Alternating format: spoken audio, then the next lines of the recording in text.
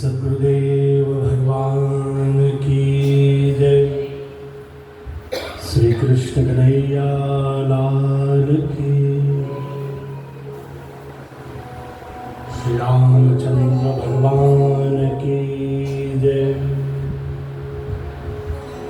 सद्गुरु नानक देव की जय। श्री गुरु ग्रंथ साहिब की जय।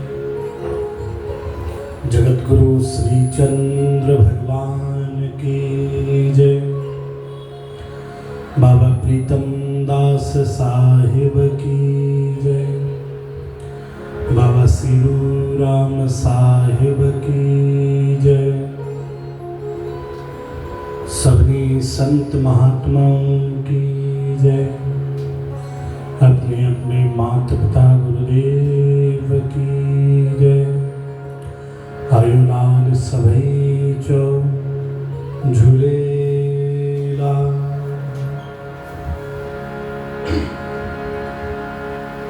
प्रथमे गुरु वंदना करा, फिर मनावा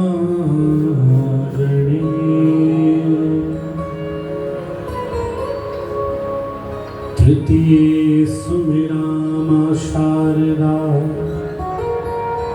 मेरे कंठ करो प्रवेश।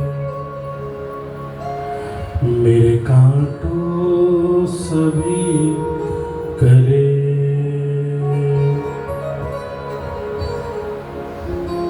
ओम गुरुर्ब्रह्मा गुरुर्विष्णु गुरुर्देवो महेश्वरा, गुरुर् साक्षात् परब्रह्मा, तस्मै श्री गुरुवे नमः। वक्रतुंड महाकाय सूर्यकोटि समप्रभ, निर्विघ्नं कुरु मे देव सर्वकार्येषु सर्वदा। गजाननं भूतगणाधिसेवितं, कपितजम्बूफलचारुभक्षणं, उमासुतं शोकविनाशकारकं, नमामि विघ्नेश्वर पादपङ्कजम्। या कुन्देन्दु तुषारहारधवला, या शुभ्रवस्त्रामृता, या वीणावरदण्डमण्डितकरा, या श्वेतपद्मासना, या ब्रह्माच्युत शंकर प्रभृतिभे देवे सदा वंदिता। सा मां पातु सरस्वती भगवती, निःशेष जाड्यापहा। श्री कृष्णाय वासुदेवाय, हरे परमात्मने उत्कलेशनाशाय, श्री गोविंदाय नमो नमः। सच्चिदानंद रूपाय, विश्वोत्पत्त्यादि हेतवे, तापत्रये विनाशाय, श्री कृष्णाय वयं नमः।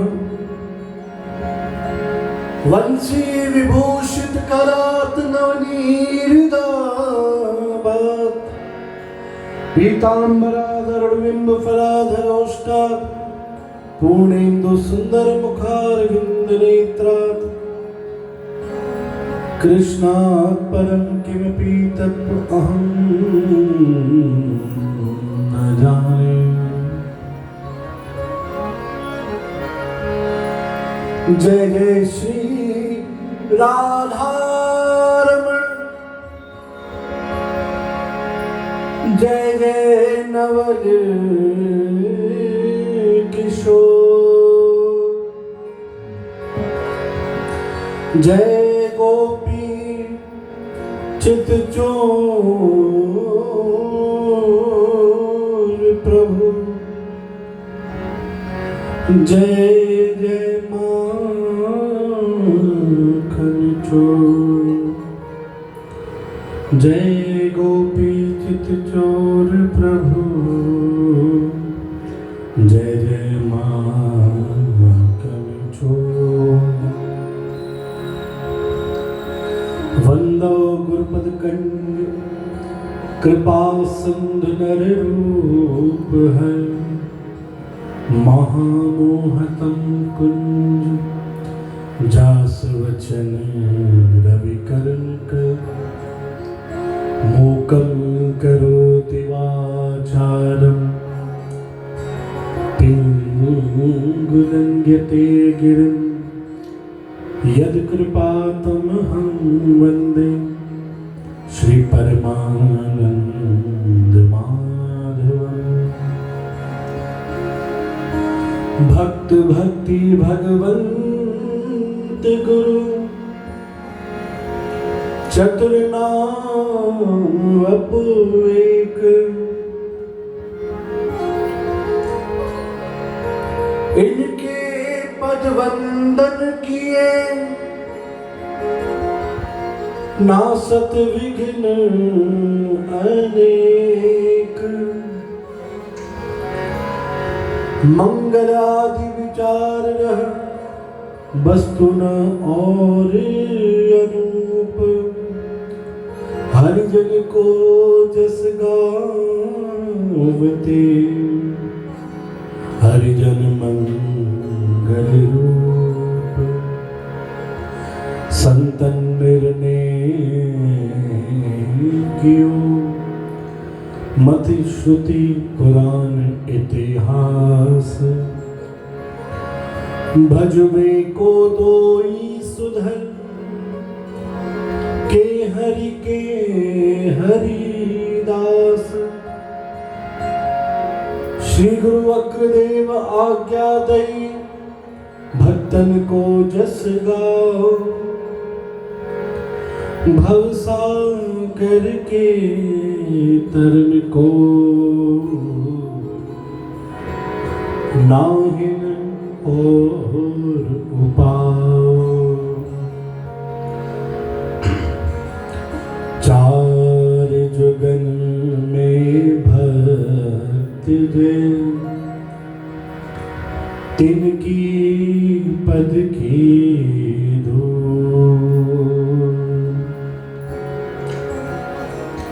सर्वस्व सिर धर राखियो,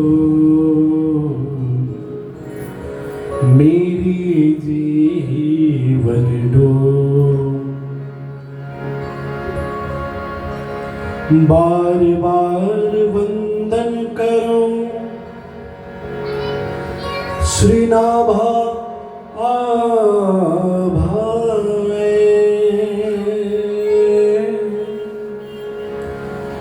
काढ़ो गाभा वेद को श्री भक्तमाल रस बैन। श्री प्रियादास के पद कमल पुनिवंदो बारंबार। कीन भक्त रस बोधनी टीका अति सुख सार। कीन रस बोधनी टीका अति सुख सार। हरिज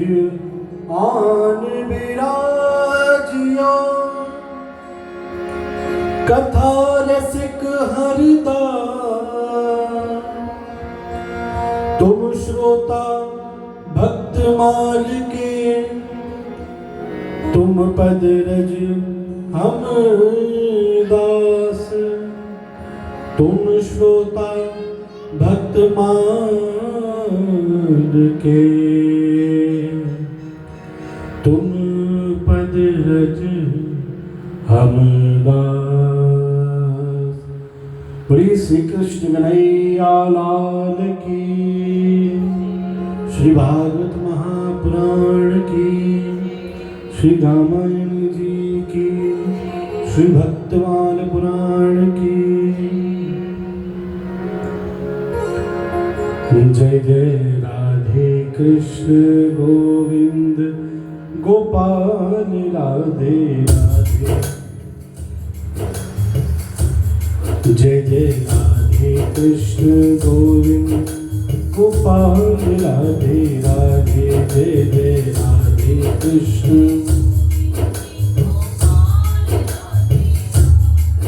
गोपाल राधे राधे।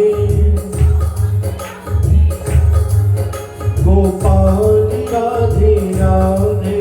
गोपाल राधे राधे। नंदलाल राधे राधे। जय राधे कृष्ण गोविंद गोपाल राधे राधे। जय जय राधे कृष्ण गोविंद गोपाल राधे राधे। जय राधे कृष्ण गोविंद गोपाल राधे राधे। जय जय राधे कृष्ण गोविंद गोपाल राधे राधे। गोपाल राधे राधे। गोपाल राधे राधे। गोपाल राधे राधे। गोपाल राधे राधे। नंदलाल राधे राधे। जय राधे कृष्ण गोविंद गोपाल राधे राधे। जय जय राधे कृष्ण गोविंद गोपाल राधे राधे। जय राधे कृष्ण गोविंद गोपाल राधे राधे। जय जय राधे कृष्ण गोविंद गोपाल राधे राधे। गोपाल राधे राधे। गोपाल राधे राधे। गोपाल राधे राधे। गोपाल राधे राधे। नंदलाल राधे राधे। जय राधे कृष्ण गोविंद गोपाल राधे राधे। जय जय राधे कृष्ण गोविंद गोपाल राधे राधे। जय जय राधे कृष्ण गोविंद गोपाल राधे राधे। जय जय राधे कृष्ण गोविंद गोपाल राधे राधे। जय जय राधे कृष्ण गोविंद गोपाल राधे राधे। जय जय राधे कृष्ण गोविंद गोपाल राधे राधे। बोलिए कृष्ण कन्हैया लाल की। हरि आन विराजियो कथा रसिक हरिदास। तुम श्रोता भक्त माल के, तुम पदरज हम दास। प्रभु के नाम का सहारा लेकर ही हम भक्तमाल में आगे प्रवेश करेंगे।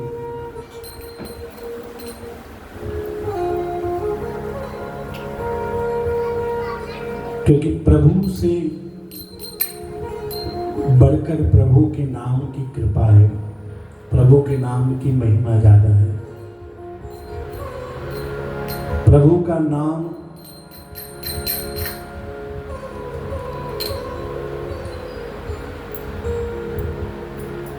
प्रभु का जो नाम है वो एक ऐसी औषधि है जो जीव के जन्मों से किए हुए पाप जीव के जन्मों जन्मों के कर्म वो नाम रूपी औषधि काट देती है। हम कहीं भी सत्संग में जाते हैं, पहले भगवान का नाम उच्चारण होता है, नाम की महिमा होती है, कीर्तन होता है। तो वो भगवत नाम मन को एकाग्र करने के लिए तो लिया ही जाता है,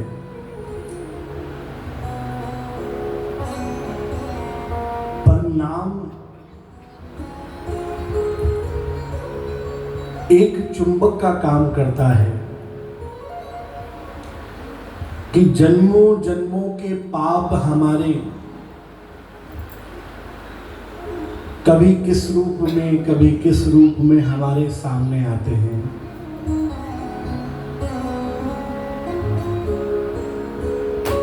हमें सुबह हमने नाश्ते में क्या खाया है किसी को याद नहीं रहता है, दिन को क्या खाया है याद नहीं रहता, पर जो हमारी आत्मा है जन्म जन्म के पाप इकट्ठे करके बैठी है। किस जन्म में क्या पाप, किस जन्म में क्या पाप किसी को पता ही नहीं है। और जब तक ये भी नहीं पता कि पाप क्या है तो उसका प्रायश्चित तो हम करेंगे ही नहीं। पहले देखो, रोग पता होता है तो हम उस रोग का जाकर इलाज करते हैं, और रोग पता ही ना हो, सर में दर्द होगा तो डॉक्टर को जाकर बताएंगे हम भाई सर में दर्द है, डॉक्टर उस चीज का इलाज करेगा। पेट में दर्द होगा, डॉक्टर को बताएंगे, उसका इलाज करेगा। पर डॉक्टर के पास हम जाएं, कहें बस दर्द है, बोले कहाँ, बोले वो नहीं पता, तो बताओ डॉक्टर भी इलाज कर पाएगा? नहीं।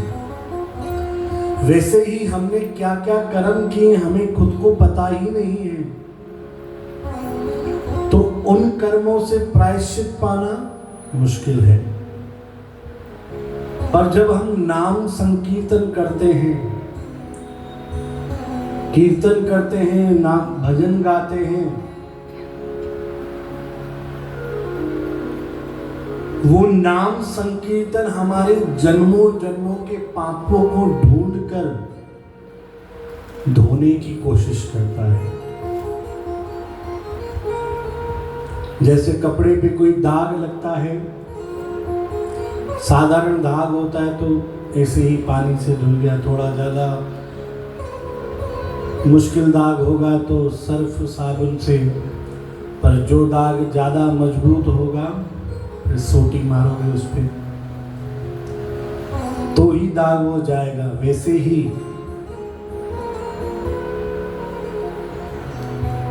पाप को ढूंढ ढूंढ कर प्रभु का नाम, प्रभु का कीर्तन उन पापों को मारता है। और भगवान के दर पे सत्संग में प्रवेश करने की विधि ही यही है।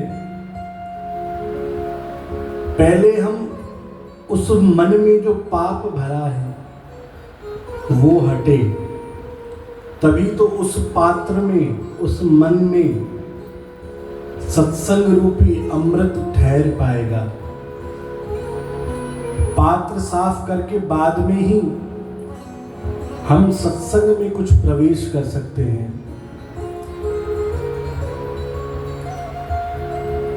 देखो, सबसे पहले भगवान ने वेदों की रचना करी।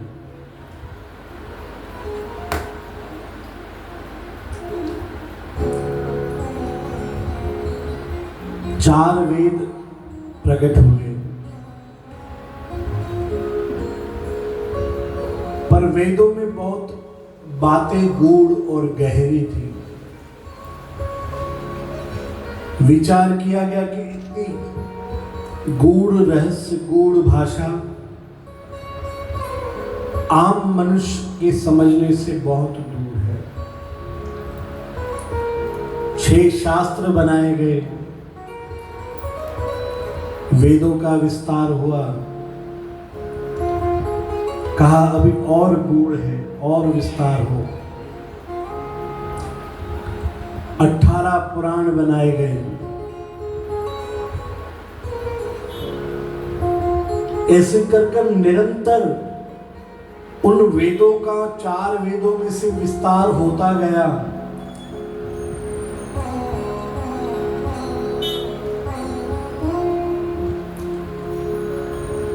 भगवान ने स्वयं भागवत गीता अपने मुख से उच्चारण कर कर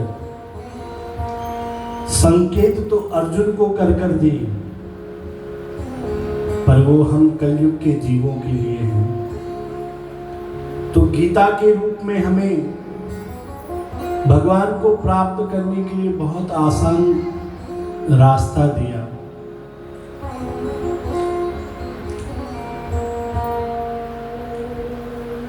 बोलो जय श्री कृष्ण, बोलो राधे श्याम।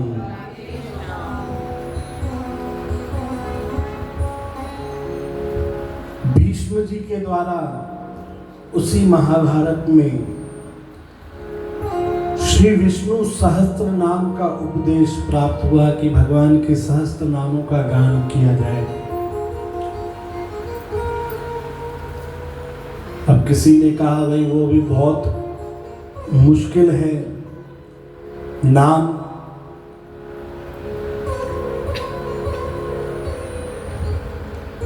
क्योंकि नाम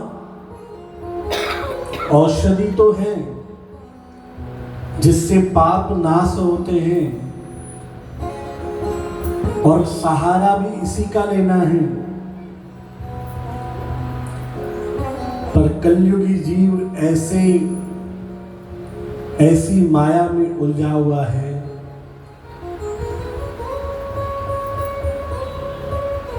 जो चीज कल्याण कर रही है उसी से दूर भागता है। एक संत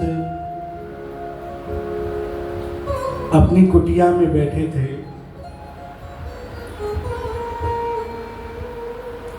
नाम जप कर रहे थे, भगवान का कीर्तन कर रहे थे। उनकी नजर गई बाहर कुछ मजदूर काम कर रहे हैं। संतों ने देखा भरी धूप है और इतनी मेहनत का काम कर रहे हैं, पत्थर तोड़ रहे हैं, जमीन खोद रहे हैं, पूरे पसीने से लथपथ हैं, शरीर पूरा, कपड़े पूरे पसीने में भीग चुके हैं। संतों ने आवाज लगाई कि आओ कुछ देर विश्राम करो। बोलो जय श्री कृष्ण, बोलो राधे श्याम। नाम की महिमा चल रही है भाई, नाम जोर से उच्चारण करो, क्योंकि ये नाम प्रकृति में जितना फैलेगा उतना हमारा ही कल्याण होगा। बोलो जय श्री कृष्ण, बोलो राधे श्याम, बोलो राधे राधे।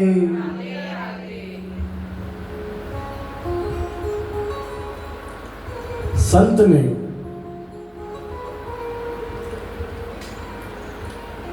बुलाया उन मजदूरों को, बिठाकर पंखा किया,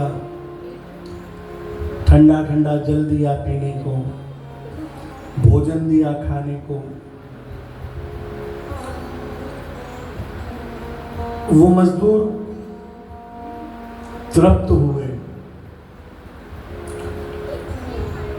संतों ने कहा कुछ देर विश्राम कर लो। उन्होंने कहा नहीं भाई, हमें काम करना है। बोले काम क्यों करना है? बोले काम करेंगे तो ही हमें वेतन मिलेगा, धन मिलेगा, उस धन से हम जाकर परिवार की पालना करेंगे। संत ने कहा सिर्फ वेतन के लिए तुम इतनी कड़ी धूप में पसीना बहा रहे हो, इतनी मेहनत का काम कर रहे हो? बोले हाँ, क्या करें?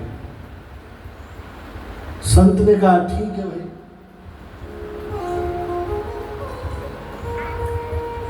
मुझे तुम्हारी ये हालत देखकर दया आ रही है। ऐसा करता हूं, तुम्हें वेतन मैं देता हूं, उस वेतन के बदले तुम मेरा एक काम करो। पूछा भाई कैसा काम? अरे बोले बहुत आसान है, जो तुम ये मेहनत का काम कर रहे हो इसमें तो तुम्हारे खूब पसीने छूट रहे हैं, कड़ी धूप में करना पड़ रहा है।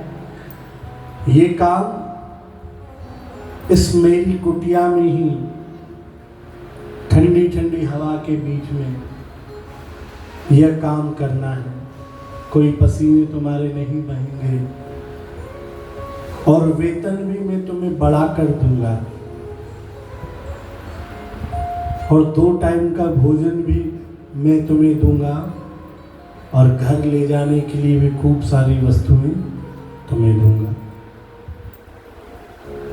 अब मजदूर खुश हुए कि भाई ऐसा भी कोई सेठ मिला है जो हमें पहचाना है। बोले काम क्या है? बोले काम कुछ भी नहीं, आओ बढ़िया पहले भोजन करो, फिर मैं तुम्हें आसन लगा कर दूंगा, बैठकर भगवान का नाम जप करना। जितनी देर तुम्हारा मन लगे भगवान का नाम जप करना, जब भूख लगे उठ के भोजन खाना, फिर नाम जप करना, बस तुम्हारा काम यही है। अब मजदूरों ने सोचा बहुत आसान काम है, बैठकर नाम ही तो जपना है, इसमें बड़ी बात क्या है? बोले कल हम आ जाएंगे समय से। बढ़िया वो मजदूर नहा धोकर आए, जाते से संत ने उन्हें टीका किया, आरती करी, भोजन कराया। संत भी पंखा लेकर बैठ गए, इधर वो दोनों मजदूर आसन लगाकर नाम झोली माला लेकर नाम जपना प्रारंभ किया। 1 minute, 2 minute, 3 minute, 4 minute, 5 minute बाद इधर उधर देखने लगे। अरे भाई, बोले हम मजदूरी करते हैं तब तो घंटों के घंटों निकल जाते हैं, पता नहीं पड़ता है। आज हम ये छोटी सी माला लेकर बैठे हैं, 5 मिनट अभी हुए हैं, तो पूरा दिन बाकी है, मन ही नहीं लगे। 10 मिनट 15 मिनट बीतने के बाद दोनों की हालत खराब हो गई कि भाई ये क्या चीज है, मन ही ना लगे।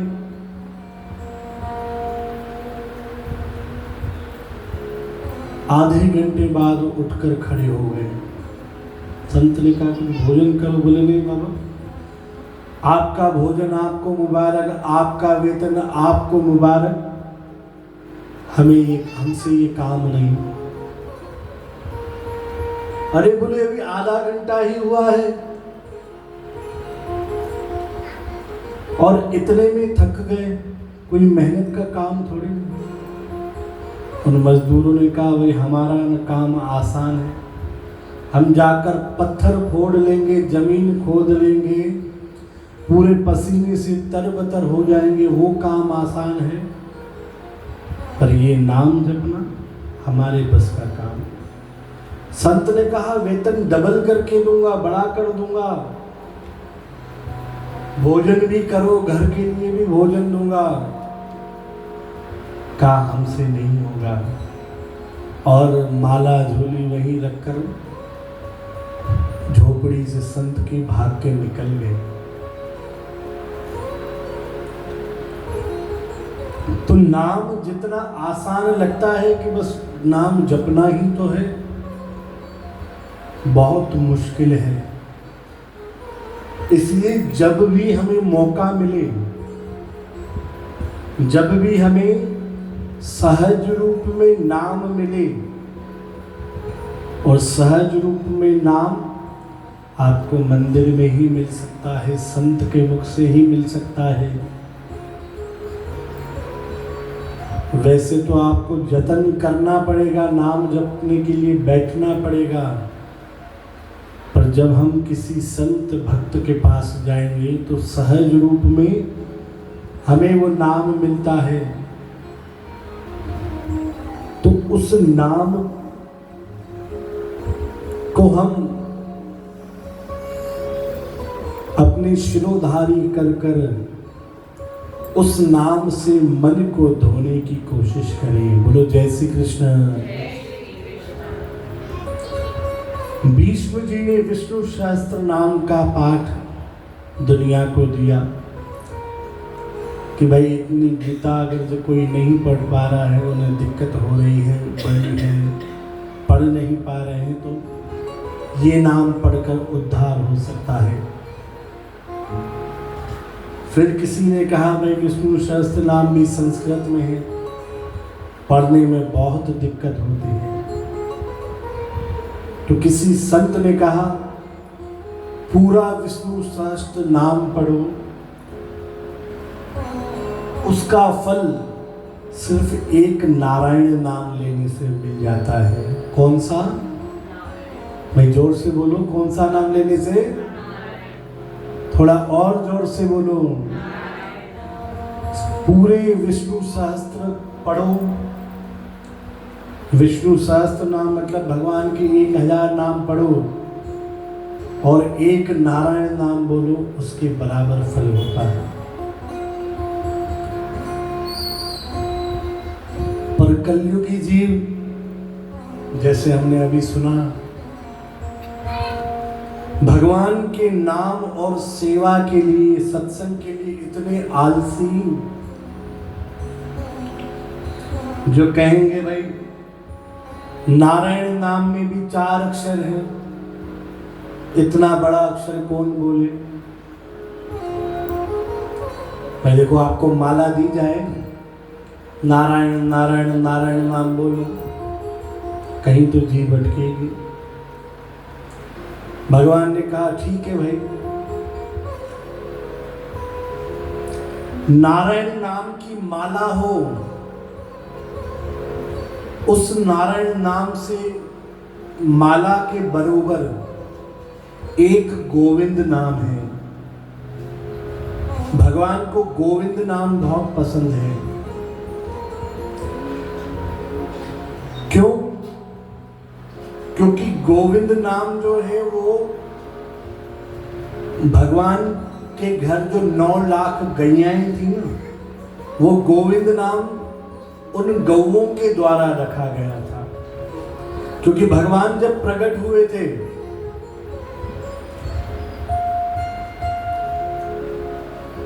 जब से जिस दिन प्रकट हुए तब से लेकर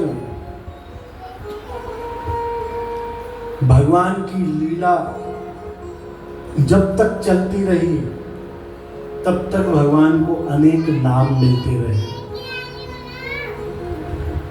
भगवान का जन्म होते ही नाम पहला क्या था जी? पैदा हुए उसी समय भगवान का क्या नाम रखा गया?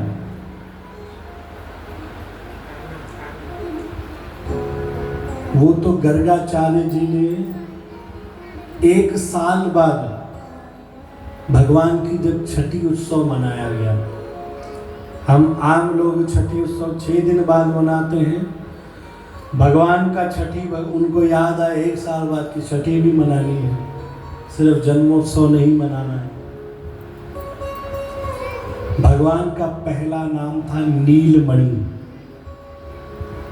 क्योंकि भगवान का जब जन्म हुआ मणि के जैसे चमक रहे थे और उनका रंग नीला था, तो नीलमणि भगवान का नाम रखा गया। वैसे ही अनेक नाम हर भक्त अपने साथ घटी हुई लीला के अनुसार भगवान के नाम रखने लग गए। वैसे ही उन नामों में एक नाम है गोविंद, गौओं के द्वारा रखा हुआ। तो भगवान को ये नाम सबसे ज्यादा पसंद है, गोविंद। पर किसी संत का भाव कि गोविंद नाम जो है हर कोई नहीं ले सकता। अब कहें इस नाम में क्या मुसीबत, इस नाम में क्या मुश्किल। तो गोविंद नाम जब बोला जाता है, गोविंद, तो जब व अक्षर का हम उच्चारण करते हैं तो जो हमारी जुबान है वो हमारे दांतों से टच होती है। तो हर कोई नहीं ले सकता भाई, जिसके दांत ना हो वो गोविंद नाम नहीं बोल पाएगा। उसमें बच्चे और आखिरी में बूढ़े आ जाएंगे। तो जिसके दांत नहीं हो वो गोविंद नाम ढंग से नहीं बोल पाएगा। तो संतों ने कहा भाई और नाम आसान करो जो हर कोई उच्चारण कर पाए। बोलो जय श्री कृष्ण, बोलो राधे श्याम।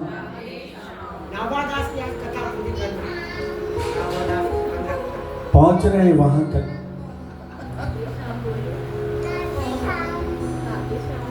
बोलो जय श्री कृष्ण, बोलो राधे श्याम। और नाभादास की कथा पूरी तो कभी होने ही नहीं वाली है।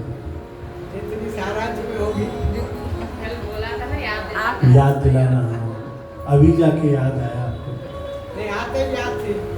बोलो जय श्री कृष्ण, बोलो राधे श्याम। गोविंद नाम संतों ने कहा हर कोई वो नाम उच्चारण नहीं कर पाएगा, तो और कोई आसान नाम बताओ जिसे हर कोई उच्चारण कर पाए।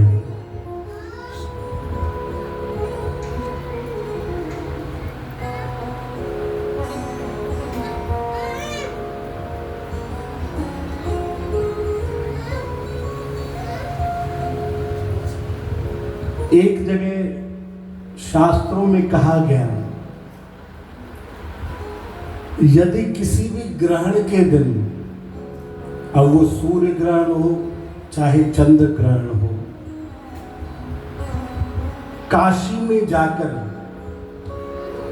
1 करोड़ स्वर्ण की मुद्राएं दान करें। अब 1-2 तोले की बात नहीं चल रही, स्वर्ण मुद्राएं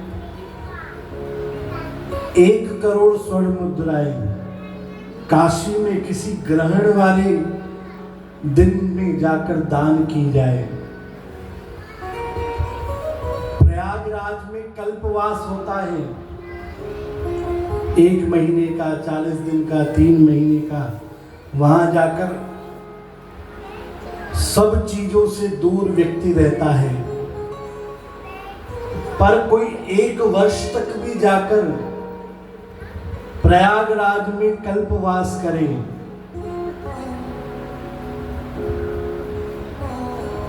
यज्ञ करके सुमेरु पर्वत के बराबर दान करें। कोई भी हवन यज्ञ होता है, कोई भी अनुष्ठान होता है, तो वो अनुष्ठान के बाद दान किया जाता है, वो तभी सफल माना जाता है। तो कोई यज्ञ कर कर सुमेरु पर्वत, पर्वतों में सबसे ऊंची श्रृंखला है, सुमेरु पर्वत जितना के बराबर दान करे, उसे जितना फल मिले। और दूसरी पलड़े में, एक पलड़े में ये सब दान कौन कौन सा, काशी में ग्रहण के दिन जाकर हम दान करें 1 करोड़ स्वर्ण मुद्रा। दूसरा प्रयागराज में 1 वर्ष तक कल्पदान करें कल्पवास करें।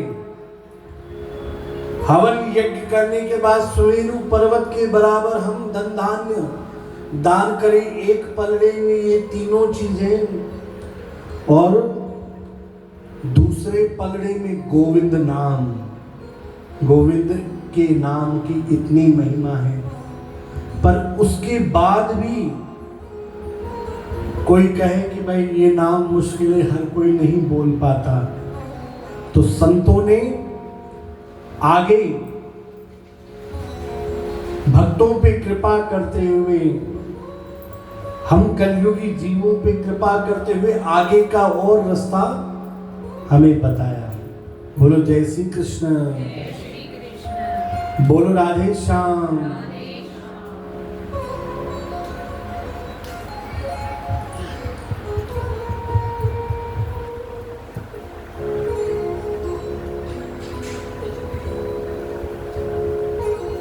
वेदों और शास्त्रों का सार, गीता का सार, भगवान के विष्णु सहस्त्र नाम का सार, नारायण नाम का सार, गोविंद नाम का सार सिर्फ एक राम नाम में है। किसमें है? राम नाम।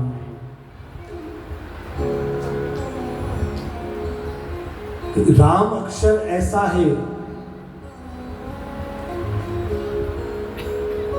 कि जीव जब हम राम नाम, देखो गोविंद नाम में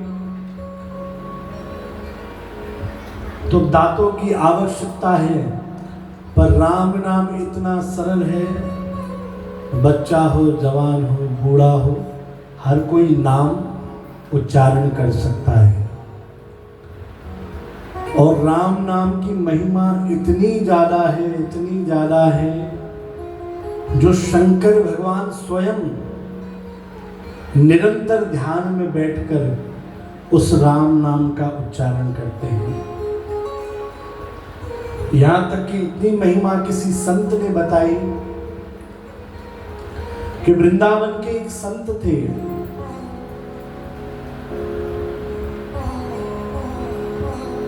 वृंदावन में घूमते घूमते वो राम नाम, राम राम राम करते रहते थे। किसी ने कहा भाई वृंदावन में तो हर कोई राधा का नाम लेता है, कृष्ण का नाम लेता है,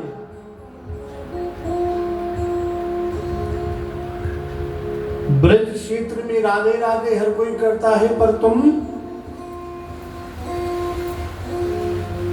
यहां आकर राम राम कर रहे हो।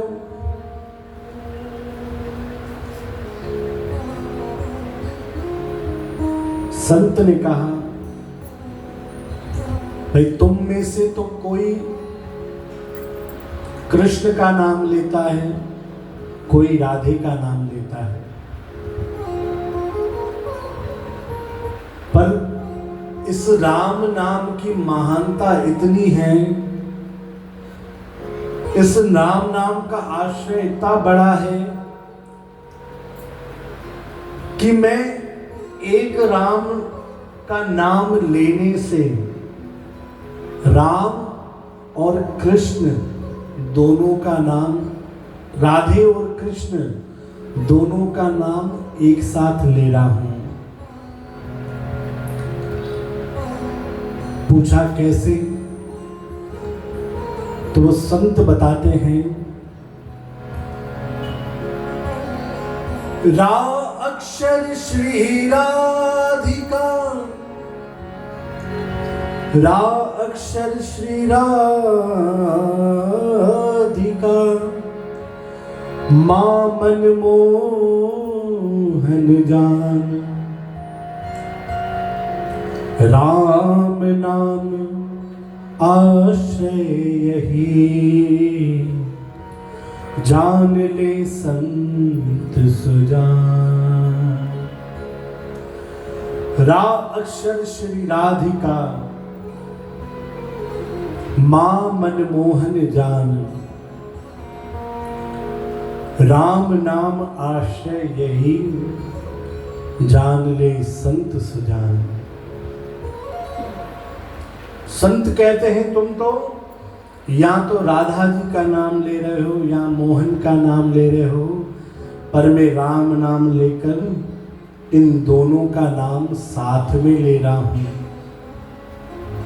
रा अक्षर से राधिका, मां से मनमोहन, और राम नाम का यही अर्थ है। किसी संत ने राम नाम की इतनी महिमा बताई है, पूजनीय श्री मलुक पीठाधीश्वर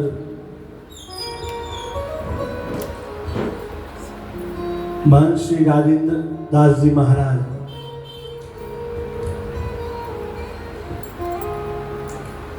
जिन्होंने, जिनके पूर्वजों ने भक्तमाल ग्रंथ की इतनी सेवा करी है, इतनी सेवा करी है,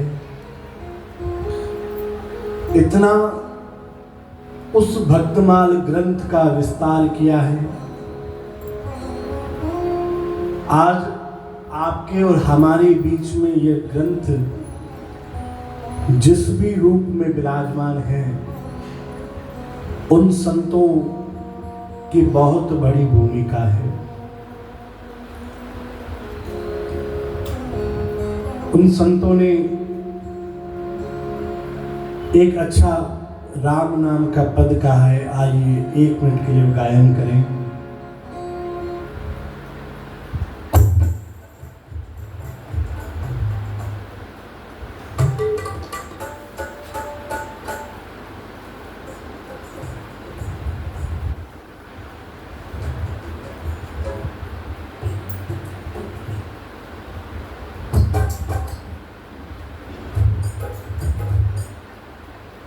बोलो जय श्री कृष्ण, बोलो राधे श्याम।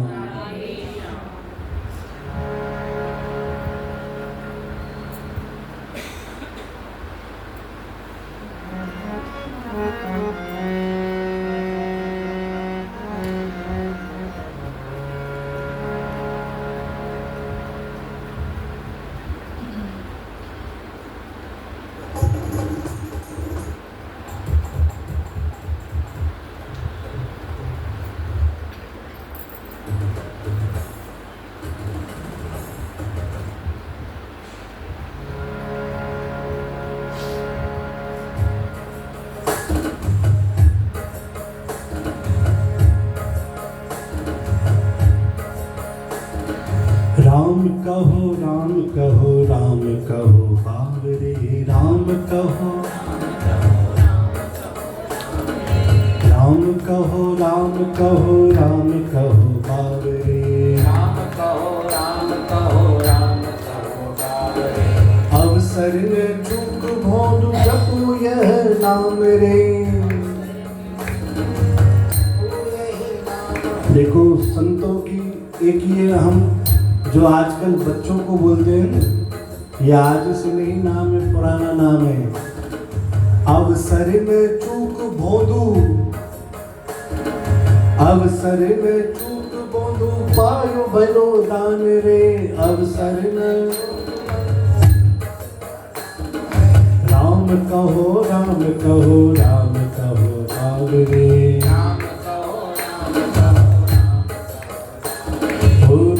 कहो राम कहो राम कहो बावरे। जिन तो को तन दियो ताको भजन न कियो, जिन तो को तन दियो ताको न भजन कियो, जिन तो को तन दियो जन्म से रानो जात पायो कैसो माधुरे, जन्म से रानो जात पायो कैसो माधुरे। राम कहो राम कहो राम कहो बावरे, राम जी को गाए गाए राम जी रिझाए रे। राम जी को राम जी को गाए गाए जी रिझाए रे, राम जी के चरण कमल चित्त में लाव रे, राम जी के चरण कमल चित्त में लाव रे। कहते मलुक दास छोड़ दे तू झूठी आस, कहते मलुक दास छोड़ दे तू झूठी आस, आनंद मगन होके हरि गुण गाओ रे,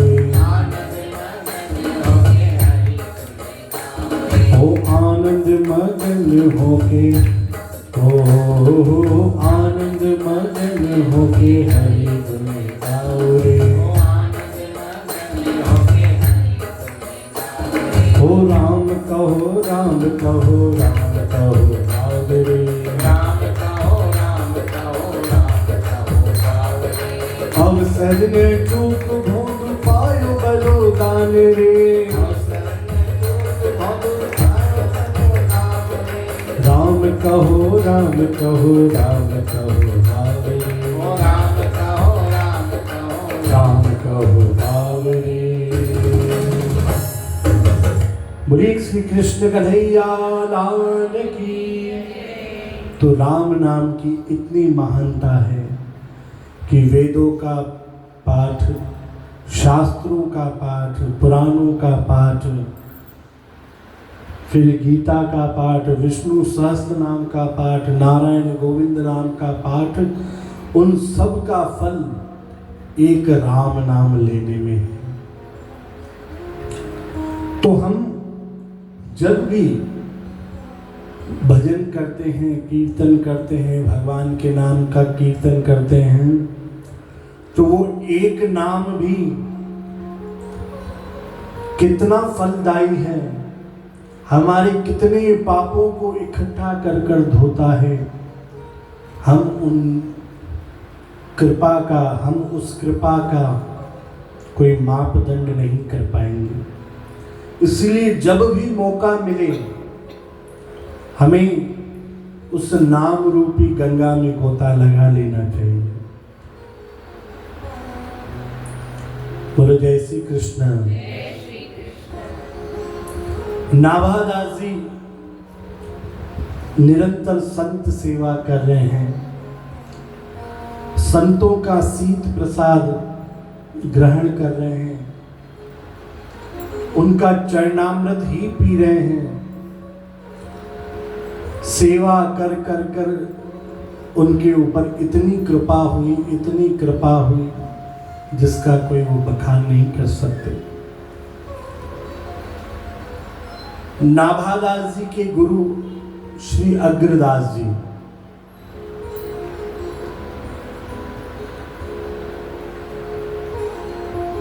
वह अपने ठाकुर की सेवा कर रहे हैं। राम, सीता, लक्ष्मण, हनुमान जी, राम झांकी पूरी विराजमान है। और देखो, एक सेवा तो होती है प्रत्यक्ष सेवा, सामने ठाकुर हैं, आप उन ठाकुरों की सेवा करो, उन्हें वस्त्र पहनाओ, स्नान कराओ, जेवर पहनाओ, ये आप प्रत्यक्ष रूप में करते हो। पर धीरे धीरे यह सेवा जब आगे बढ़ती है तो जो सिद्ध संत हुए वो मानसी सेवा करते हैं। एक ही स्थान पर 5-5, 6-6 घंटे बैठकर आंखें मूंद कर साक्षात भगवान उनके सामने विराजमान होते हैं और वो सेवा मन के अंदर चलती है और उस सेवा को साक्षात ठाकुर खुद आकर कबूल करते हैं। तो श्री अग्रदास जी सिद्ध संत थे।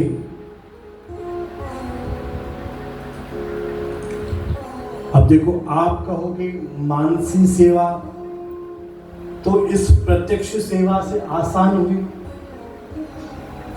आपको यहाँ ठाकुर को बिठा के सेवा करनी पड़ेगी, जल डालना पड़ेगा, कपड़ों की व्यवस्था करनी पड़ेगी, जेवर की व्यवस्था करनी पड़ेगी, पर मन में तो कुछ भी करो।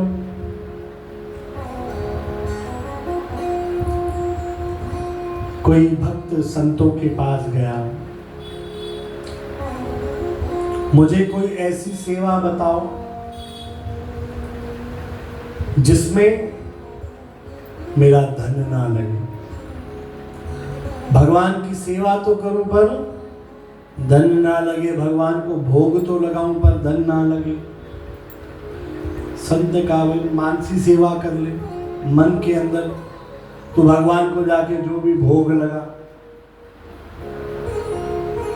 व्यक्ति ने कहा ऐसी भी सेवा होती है क्या? बोले हाँ, भगवान इसे भी कबूल करते हैं, बस इसमें भी तो प्रेम रख, भाव रख, तो कबूल करें।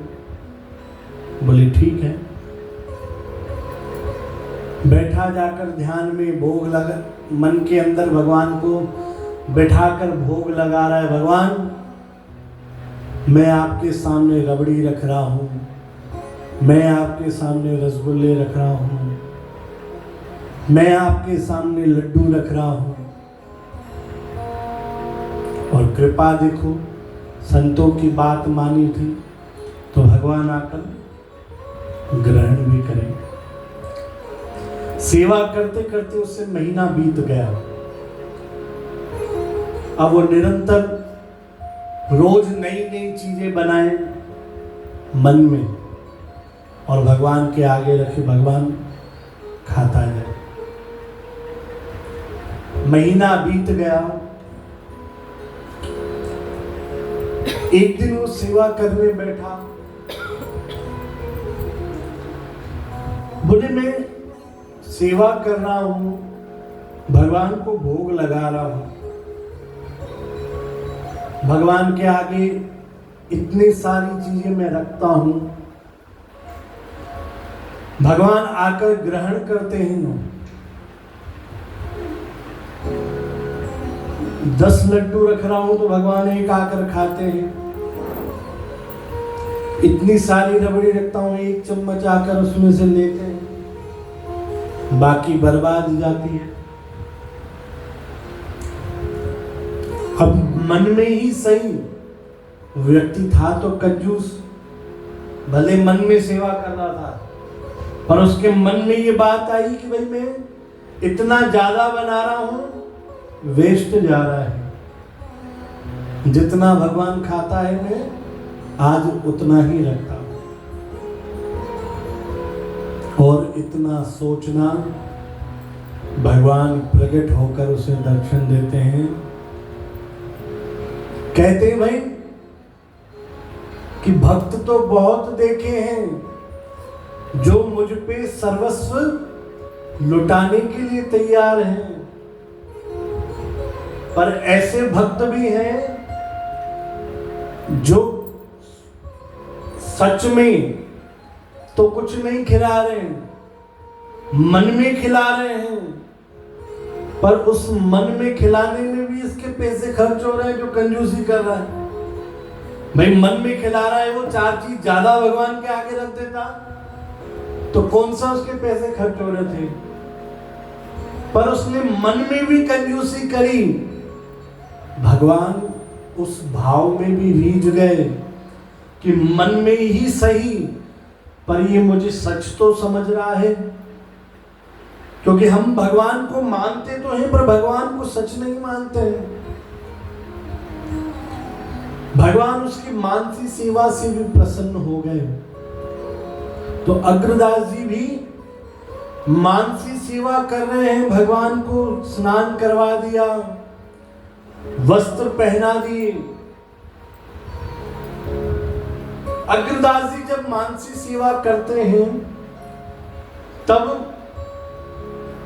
नाभादास जी उनके पास में बैठकर पंखा झुलाते हैं, हवा देते हैं,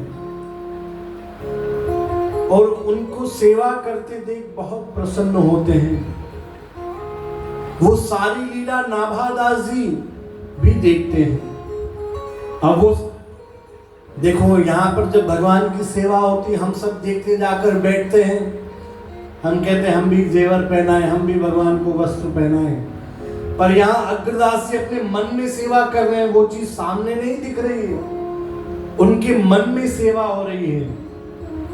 पर नाभादास जी संतों की सेवा से, संतों के शीत प्रसाद से, संतों के चरणामृत से इतने सिद्ध हो गए, जो उनके गुरु सेवा कर रहे हैं, अपने गुरु की मानसी सेवा में भी सामने खड़े होकर दर्शन कर रहे हैं।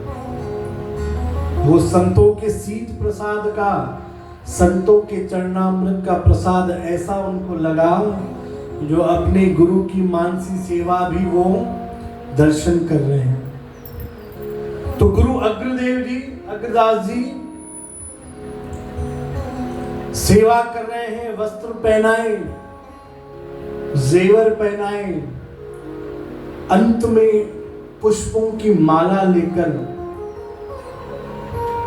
श्री राम जी के लिए आगे बढ़ा रहे हैं, और उस माला को श्री राम जी कबूल करने के लिए अपना मस्तक नीचे झुकाते हैं, माला पहनने के लिए।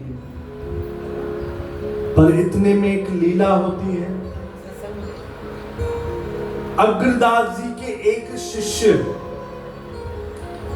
दूर किसी समुद्र में एक जहाज लेकर एक देश से दूसरे देश जा रहे थे। उस जहाज में छेद हो गया, वो जहाज डूबने लगा।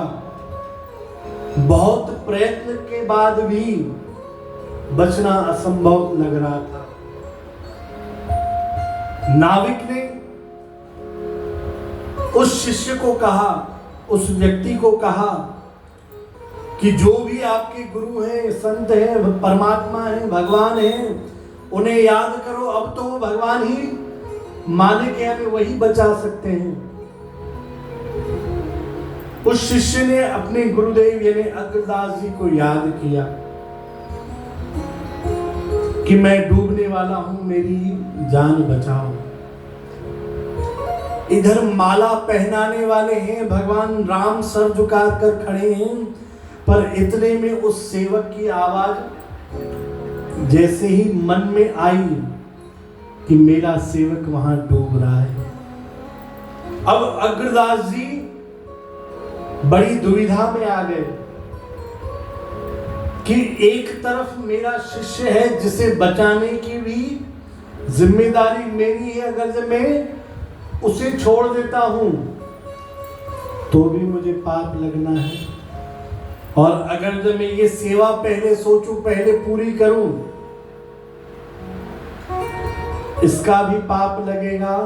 अगर जब मैं ये सेवा छोड़ के श्री राम जी सर झुकाए खड़े, पहले जाकर उसे बचाता हूं, तो श्री राम जी सर झुकाकर खड़े, वो भी अपराध लगेगा कि बीच सेवा में छोड़ के कैसे जाऊं।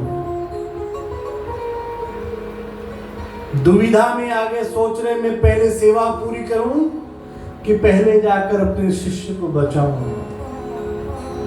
ये दुविधा भी नाभादास जी समझ गए कि मेरे गुरुदेव उलझन में है। नाभादास जी जिस पंखे से अपने गुरुदेव की सेवा कर रहे थे, क्षण भर के लिए वो पंखा दूसरी दिशा में जोर से फहराया, जिस दिशा में वो जहाज था समुद्र के बीच में। उस पंखे की हवा से वो जहाज जाकर किनारे पर लग गया। गुरुजी तो अभी सोच रहे हैं कि मैं क्या करूं, पर नाभादास जी देखो, संत सेवा का इतना प्रबल फल उन्हें मिला है, जो उन्होंने पल भर में पंखे को तेज कर उस जहाज को किनारे भी लगा दिया। पर गुरुदेव अभी उलझन में हैं,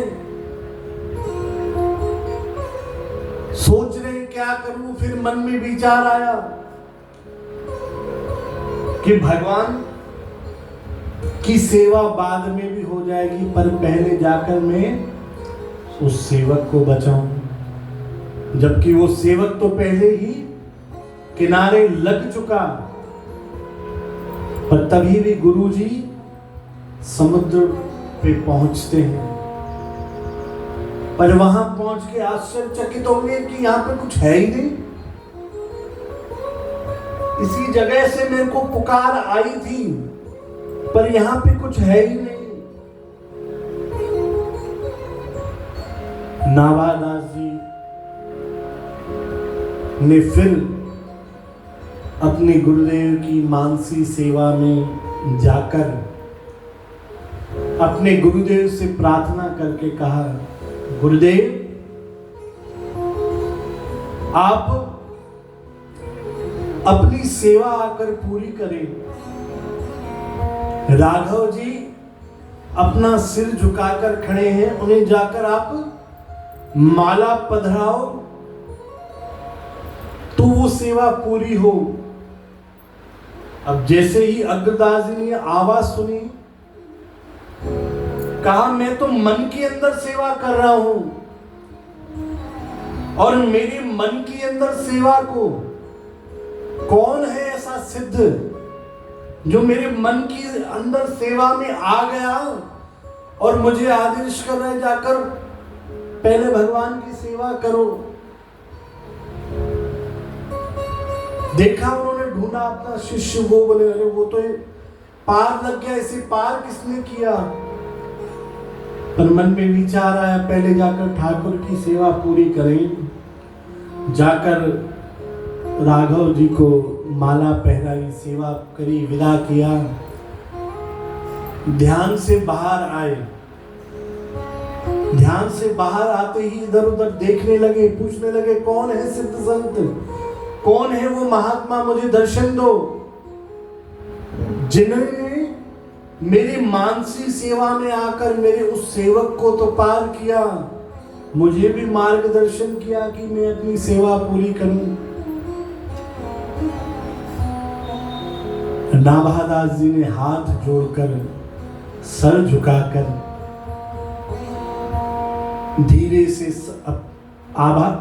धीरे से श्री अग्रदास जी को बहुत ही नम्रता भरे शब्दों में कहा कि जिसने आपकी मानसी में प्रवेश किया वो ये अधम है। जिस बालक को आपने संतों का शीत प्रसाद, संतों का जूठन, संतों का चरणामृत पी पी के बड़ा किया है, वही आपका दास ही है जो आपकी मानसी में प्रवेश करने की चेष्टा करी। क्योंकि आपकी मानसी में बाधा आ रही थी तो मुझसे वो देखी नहीं गई कि आप अपनी सेवा पूरी करो, इसलिए मुझे उस सेवा में आना पड़ा। अग्रदास जी बहुत गदगद हुए, कहा कि प्यारे तेरी इस सेवा से तूने जो संतों की सेवा करी है, संतों का शीत प्रसाद खाया है, संतों का चरणामृत लिया है, उस सेवा से तेरे ऊपर इतनी कृपा हुई है, तू इतना सिद्ध हो गया है, जो तुझे अपने गुरु की मानसी सेवा में भी प्रवेश मिल गया। अग्रदास जी कुछ देर और ध्यान में गए। वहां पर भगवान को ये सारा वृतांत बताते हैं और आज्ञा मांगते हैं कि भाई मैं अब इसे क्या आज्ञा दूं, यह तो मुझसे भी बड़ा सिद्ध हो गया। तो श्री राम जी ने अग्रदास जी को आज्ञा दी कि तुम्हारा जो शिष्य है नाभादास, ये और कोई नहीं, ये साक्षात ब्रह्मदेव है। मेरे भक्तों की त्रुटि करने के कारण मेरे भक्तों को मुझसे दूर किया, इस कारण से मैंने ही इसे जाकर भक्तों का गुणगान करने के लिए, संतों की महिमा करने के लिए इस धरती पर भेजा है। और इसी गुणगान से पूरी सृष्टि का कल्याण होगा। इसलिए इसे आज्ञा करो कि आज से, अभी से संतों का गुणगान करें। अग्रदास जी यही आज्ञा लेकर ध्यान से वापस आए और अग्रदास जी को आज्ञा करते हैं कि जो तुमने शीत प्रसाद और चरणामृत लिया है, अब तुम्हें भगवान संतों का, भक्तों का, साधुओं का गुणानुवाद करना है। उनको एक एक भक्त संत, जो भी सतयुग से लेके कलयुग तक जितने भक्त हुए हैं, सबका गुणानुवाद करना है, सबकी महिमा गानी। नाभादास जी कहते हैं कि भाई ये कैसे संभव है? मैंने संतों के मुख से श्री राम की महिमा सुनी है तो मैं राम का गुणगान कर सकता हूं। भगवान कृष्ण की महिमा सुनी है, कृष्ण का गुणगान कर सकता हूं। पर जिन संतों का मैंने दर्शन ही नहीं किया, जिन भक्तों का मैंने दर्शन नहीं किया, उनकी गुण में कैसे गा सकता हूं? अग्रदास जी कहते हैं जो तुमने सेवा करी है, उस सेवा से तुम्हारे ऊपर भगवान की कृपा तो बहुत है, पर साथ साथ उन भक्तों की कृपा भी बहुत है। बारी बारी से एक एक संत, एक एक भक्त तुम्हारे चित्त में आते जाएंगे और उनकी लीला का तुम प्रत्यक्ष दर्शन करोगे और उस लीला को तुम वर्णन कर कर भक्तों की एक माला बनाओ। वो भक्तों की माला तुम श्री हरि विष्णु, श्री राम जी, श्री कृष्ण जी को समर्पित करना, क्योंकि भगवान को सबसे प्रिय वस्तु अपने भक्त हैं। और भगवान को हम 10 चीजों की माला चढ़ाएं, पर एक तरफ उन भक्तों की माला भगवान को चढ़ाई जाए, भगवान को वो सबसे ज्यादा प्रिय है। तो तुम भक्तों की माला बनाओ, उन भक्तों का यशोगान करो। जब भी तुम बैठकर ध्यान करोगे, सतयुग से लेकर कलयुग तक एक एक भक्त आकर तुम्हारे चित्त में विराजमान होंगे और तुम्हें मार्गदर्शन देंगे। कहा जैसी आज्ञा। तो अग्रदास जी अपने गुरुदेव नाभादास जी अपने गुरु अग्रदास जी से आज्ञा पाकर भक्तमाल ग्रंथ का प्रारंभ करते हैं, अपने गुरुदेव का मंगलाचरण करते हैं और सबसे पहले भगवान के 24 अवतारों को याद करते हैं, क्योंकि भगवान के 24 अवतार जितने भी हुए हैं वो भक्तों के कल्याण के लिए हुए हैं। भगवान को भक्तों का राजा माना गया है। भक्तराज माना गया है। तो भक्तमाल में सबसे पहले 24 अवतारों का वर्णन है और उन 24 अवतारों की तो महिमा है ही सही, पर उन 24 अवतारों की नाम की महिमा बहुत है। वो 24 अवतारों का नाम संत कहते हैं, कोई व्यक्ति अगर जो सुबह शाम एक बार उस 24 अवतार का नाम ले ले तो पूरे दिन के किए हुए पाप ताप नष्ट हो जाते हैं। तो कल हम भक्तमाल यहीं से प्रारंभ करेंगे। यह 24 नाम हम पहले गाएंगे और मैं आप सबके लिए भी वो 24 नाम एक एक पृष्ठ आप सबको दे दूंगा। यहां आप प्रैक्टिस करके जाना, फिर ये प्रण आप करना कि निरंतर आप सुबह और एक बार शाम को भगवान की वो 24 नाम जाप करना। भाई इसके पहले भी मैंने आपको एक प्रण लिया था, कौन सा था?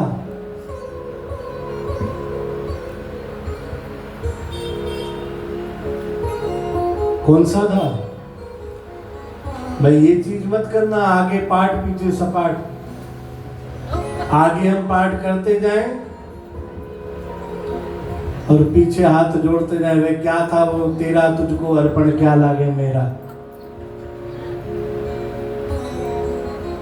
नाभादास जी को जो आज्ञा की गई ब्रह्मदेव के रूप में कि भक्त जब भी मिले, संत जब भी मिले, क्षमा मांगो। कभी भी संतों का दर्शन हो, हम दौड़ते हैं पांव पड़ने के लिए, पांव पड़ने से कुछ भी नहीं होता है। आप उन संतों को जाकर कहो कि कुछ वचन सुनाओ, उससे कल्याण होगा। तो ये भी हमें भागवत से ही लेना है, भक्तमाल से लेना है कि जब संत मिले, कोई भक्त मिले, कोई भगवान के गीत गा रहा है, भजन गा रहा है, आप उसे जाकर कहो हमें क्षमा करो। और जरूरी नहीं कि जोर से उन्हें हिला डुला कर बोलना है साईं, नहीं।